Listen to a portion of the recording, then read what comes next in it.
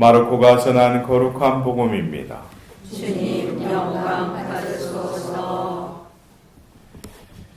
그때 예수님과 제자들은 벳사이다로 갔다. 그런데 사람들이 눈먼 이를 예수님께 데리고 와서는 그에게 손을 대어 주십사고 청하였다. 그분께서는 그 눈먼 이의 손을 잡아 마을 밖으로 데리고 나가셔서 그의 두 눈에 침을 바르시고 그에게 손을 얹으신다. 무엇이 보이느냐 하고 물으셨다. 그는 앞을 쳐다보며 사람들이 보입니다. 그런데 걸어다니는 나무처럼 보입니다. 하고 대답하였다. 그분께서 다시 그의 두 눈에 손을 얹으시니 그가 똑똑히 보게 되었다.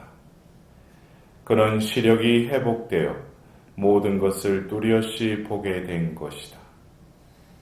예수님께서는 그를 집으로 보내시면서 말씀하셨다.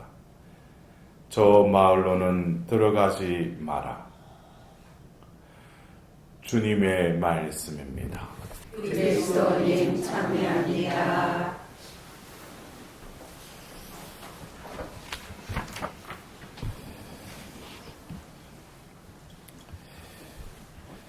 우리가 신앙생활을 하면서 하나님의 말씀을 듣고 또 성사에 참여하면서 하나님의 은총을 우리가 받는 과정이 있다면 또 받은 것을 베푸는 또 실행하는 실천하는 그 과정이 또 뒤따라야 할 것입니다. 우리가 이 야고보서의 이 말씀을 오늘 이렇게 듣노라면은 말씀을 실행하는 사람이 되십시오. 말씀을 실행하는 사람, 그러면은 우리가 자칫 이 말씀을 실행한다는 것이 우리가 말씀을 듣고 어떤 말씀인지를 우리가 들었으면은 그 말씀을 실행하는 것이 이 말씀을 실행하는 것이겠어요? 근데 우리가 이 말씀을 실행한다는 것은 바로 그 앞절에 보면은 여러분 안에 심어진 말씀을 공손히 받아들이십시오. 그러니까 먼저 우리가 말씀을 듣는다는 것은 그 말씀을 우리 안에 모신다는 거예요. 받아들인다는 거예요. 그리고 이어서 그 말씀에는 여러분의 영혼을 구원할 힘이 있습니다. 그러니까 이 말씀 안에는 영혼을 구원할 힘이 있다는 거예요. 그렇다면은 우리가 말씀을 실행해야지 할 때 우리가 말씀을 듣고 내가 이 말씀대로 살아야 되겠다. 그 중간에 우리는 내가 이 말씀을 실행하는 주체예요. 아니면 이 야고보서에 의하면 이 말씀을 실행하게끔 하는 주체가 바로 이 말씀 그 자체예요. 네. 이거를 잘 알아들어야지 어떤 경우에 그냥 말씀 듣고 그냥 말씀을 그냥 마음에 간직하고 이 말씀을 실행해야지. 그러나 이 말씀 자체에 힘이 있다는 거예요. 우리 영혼을 구원할 힘이 있다는 거죠. 그러니까 이 말씀을 실행하는 주체도 말씀을 내가 듣고 말씀을 온전히 내가 받아들이고 모신다면 그 안에 있는 힘이 또 그 말씀을 통해서 내가 그 말씀을 이루도록 또 인도하신다는 거죠. 그것을 우리가 가장 좋은 예가 뭡니까? 바로 성모님께서 지금 말씀하신 대로 저에게 이루어지기를 바랍니다 그랬죠. 그러니까 이것은 오늘 이 야고보서의 말씀을 한마디로 그냥 함축해서 성모님께서 응답하신 거예요. 말씀이 이루어지기를 바랍니다. 이것은 말씀의 모든 그 권한이고 또 그 말씀이 모든 것을 목적을 이루시는 것도 이 말씀이 이루어 가신다는 거예요. 거기에 자신은 온전히 그 말씀의 그릇으로서 하나님께 온전히 의탁하는, 그럴 때 바로 그 말씀이 성령을 통해서 임하셔서 결국 성모님의 태에 생명의 주제자이신 하나님의 아드님이 잉태되잖아요. 우리는 바로 이러한 우리가 자칫 이 야고보스의 말씀들 이렇게 쭉 겉으로 이렇게 읽다 보면 이걸 실천해라. 실천이 없는 신앙은 죽은 신앙이다. 그거를 그냥 우리 식으로 알아듣고 내가 이게 그렇지. 내가 실천해야지. 근데 이 실천은 내가 어떤 이것을 내가 이거를 이루는 주체가 아니라는 것을 야고보서는 우리가 오늘 이 말씀, 이제 실행에 대해서 말씀하시기 전에 바로 그 서두에 이 야고보서의 1장의 1절부터 해서 18절까지 바오로 사도는 바로 그 믿음의 실현에 대해서 이야기를 하죠. 그래서 우리가 믿음이 하나님께서는 그 실현을 통해서 어떻게 하신다고? 우리의 실현을 순수하게 하고 완전하고 온전한 사람으로 변화시키기 위해서 우리는 그 믿음의 그 실현을 견뎌내는 인내를 한껏 또 발휘해라고 그러시죠.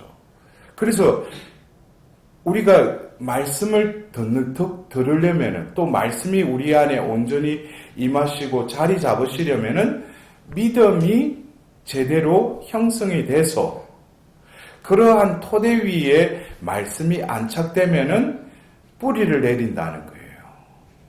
그래서 우리가 하나님 나라의 비유의 그 씨 뿌리는 비유의 말씀 역시 씨를 뿌리느니 또 씨가 자라게 하느니 또 그 열매를 맺게 할 뿐만 아니라 내가 30배, 60배, 100배를 열매를 맺게 할 수 있다 없다? 할 수 없다는 거예요. 그 말씀을 뿌리시니가 또 경작하고 또 그 열매를 맺게 하는데 그 열매는 그 씨의 것이 아니죠. 그 씨는 원래 그 하나님이 창조하실 때 그 씨에 이미 어떤 형태와 어떤 열매를 맺을 것은 그 창조주만이 아신다는 거예요. 그래서 그 토양에 영양분을 받아들이고 빛과 그 공기를 통해서 나는 뭐예요? 거기에 순응하고 그 때에 맞춰서 그 과정을 거치다 보면은 어느새 그 가지에 열매가 맺어지는 것이 하나님 나라의 비유의 어떤 본질이라는 거예요. 하나님이 처음부터 끝까지 모든 것을 주재하시고 운영하시고 결국에는 하나님이 완성하시는 나라. 이것이 바로 뭐예요? 하나님 나라라는 거죠. 그렇다면 오늘 우리가 들은 이 복음의 말씀, 이 벳사이다의 한 소경을 우리가 그냥 소경을 치유해 주셨다. 그러나 여러 예수님께서 공생애 중에 어떤 치유의 상황을 볼 때 오늘은 조금 독특한 면이 있어요. 첫 번째가 뭐냐면 치유가 점진적으로 이루어졌다는 거예요. 예수님이 그냥 그 사람에게 한 번에 또 손도 안 대고도 예수님은 그를 치유할 수 있어요. 근데 몸소 그 침을 바르시고 그의 손에 손을 얹으신 다음에 또 조금씩 지나고 나서 이제 그가 이제 시력이 조금씩 회복될 때 다시금 그 두 눈에 손을 얹으시니 그가 똑똑하게 보이게 된다고 그랬어요. 과정이 있다는 거예요. 더불어서 두 번째, 예수님께서 그가 이제 시력을 회복하고 나서도 예수님께서 다른 어떤 병을 고치고 나서는 어떤 때는 한구령을 명령하게 돼요. 아무에게도 말하지 마라. 또 어떤 때는 사제에게 너의 몸을 보여라. 그렇게 말씀하시는데 오늘은 조금 치유하시고 나서 좀 독특한 표현을 쓰셔요. 저 마을로는 들어가지 마라. 근데 예수님이 치유를 하시고 나서 이것은 저 마을로 들어가지 말아라는 것은 어떻게 보면 우리가 어떤 병이 나서 병이 어느 정도 이렇게 회복이 됐어요. 그럴 때 우리가 의사가 퇴원하면서 뭐라고 그래? 당신 나가면 이렇게 하라고 처방을 내려주죠. 그것과 유사한 거예요. 그러니까 저 마을로 들어가지 말라는 것을 어기면은 결국 또 뭐예요? 병이 다시금 재발된다는 거예요. 우리가 주위에서 보면은 많은 우리 신자분들이 병 낫는 것에는 혈안이 돼 있는데 병 낫고 나서 그 이후의 삶. 그래서 우리는 성경의 다른 기절을 보면은 마귀를 쫓아내는데 마귀가 나가고 나서 그 안이 깨끗해졌죠. 근데 아무런 조치를 취하지 않죠. 어떻게 돼요? 마귀가 더 많이 들어오잖아요. 그러니까 우리는 어떤 낫고 문제가 해결되고 거기에 주안점을 드는데 하나님은 거기에 때에 맞춰서 그러나 뭡니까? 오늘 이 치유의 그 사건을 통해서 우리는 하나님께서 단박에 해줄 수도 있지만은 우리의 믿음도 어떤 과정이 있듯이 이 벳사이다 소경에게 있어서는 그렇게 길지 않는 순간이었지만 우리에게 있어서는 내 신앙의 여정의 전체를 비길 수도 있죠. 내가 한 번에 하나님께서 응답해 주시는 경우도 있지만 그러나 응답을 해 주신 것 같은데 완전하지가 않아. 이것은 어쩌면 야고보서에 말하는 그 시련을 통해서 믿음을 더 견고케 하기 위해서 이러한 과정을 허락하시는 것이죠. 그래서 우리가 그 사랑의 송가인 고린도 1서 13장을 보더라도 지금은 어떻게 보인다고 그래요? 희미하게 보인다고 그랬어요. 그러나 그때가 되면 뭐예요? 또렷하게, 분명하게 보게 된다. 그것은 지금 우리가 이 생을 살면서 믿음을 가지고 살아가면서 보이지 않는 하느님. 그러나 그 믿음의 눈으로 어떤 이들은 희미하게나마 하나님의 현존을 느끼면서 살아가는 신앙인이 있는 반면에 또 어떤 이들은 분명한 그 믿음의 견고함으로 인해서 하나님의 현존, 하나님께서 우리와 함께 계시고 모든 것을 주재하시고 이끌어 가신다는 데 대한 믿음의 눈으로 보이지 않는 것을 보고 이루어지지 않는 것을 이루어졌음을 확고한 그 확신을 가지고 생활하는 이들도 있죠.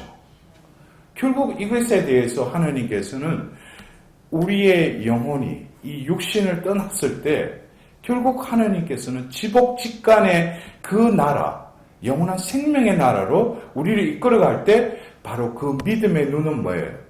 이제 확실하게 그 실제를 보게 되는 것이죠.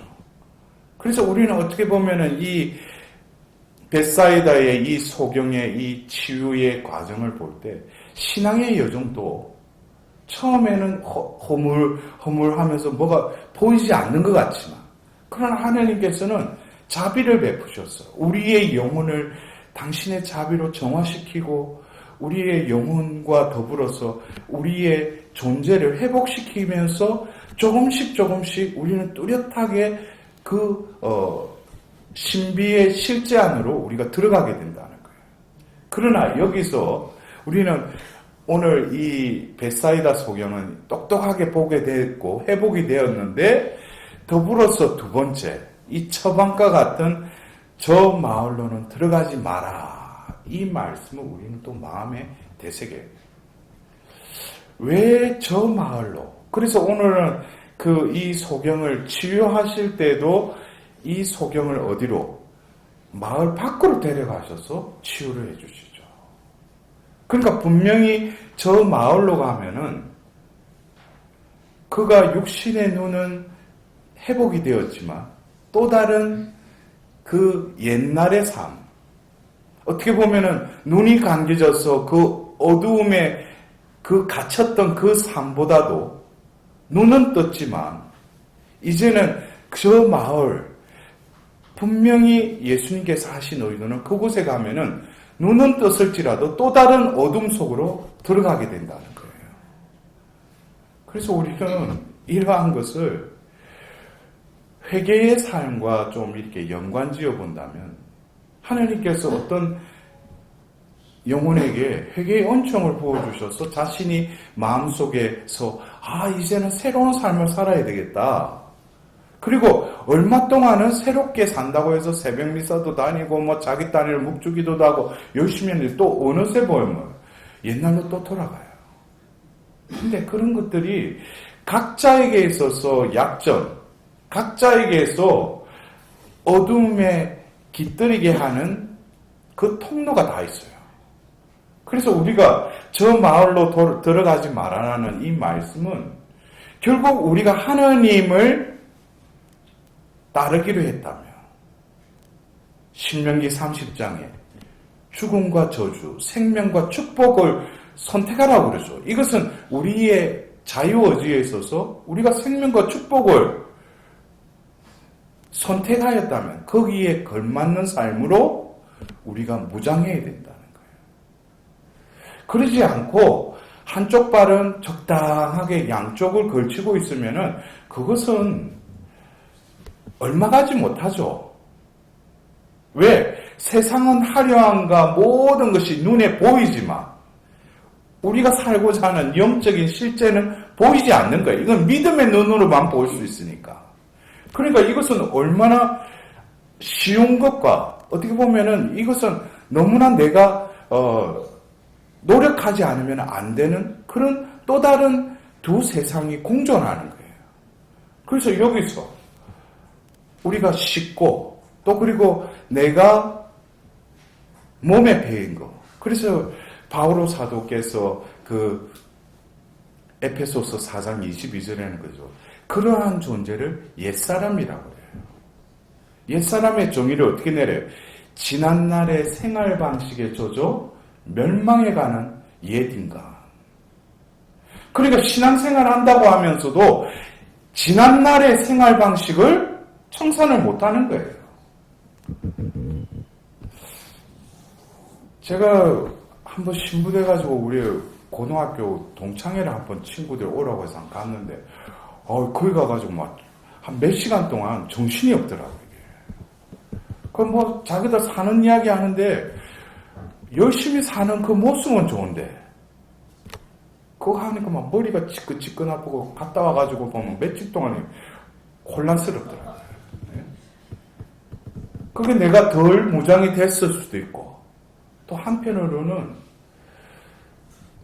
내가 지금 사는 세상은 어떻게 보면은 하나님과 동행하는 삶이라면 어떻게 보면 과거에 내가 어떤 인연이나 지연을 통해서 맺었던 관계도 나에게 불필요하다면 그거를 과감하게 끊어야 돼요.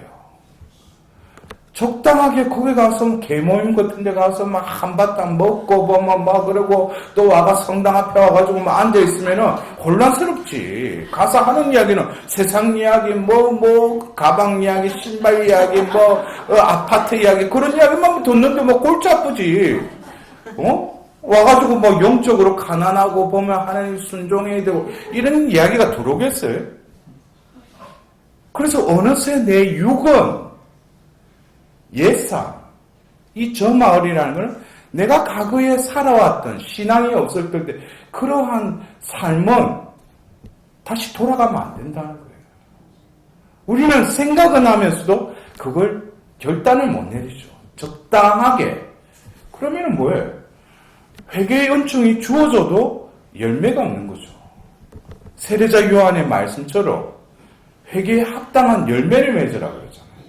열매가 없는 거예요, 그 사람은. 매번 성당 주변은 왔다 갔다 하지만은 열매가 없다는 거예요. 왜? 하나님의 말씀이 들어갈 자리가 없으니까.